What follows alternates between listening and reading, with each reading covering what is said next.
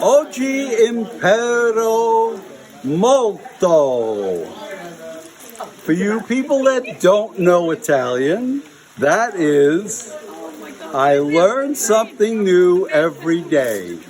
And on this week-long trip, we did.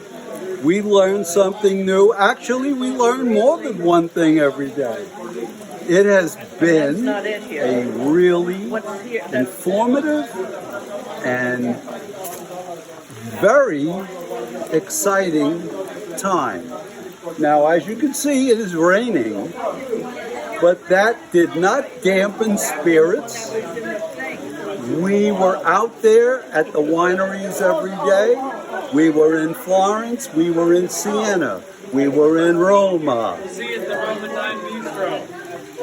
If you want to have a good time and you want to experience some of the flavor of Italy, and you want to drink a little vino, come on the trip. You will love it.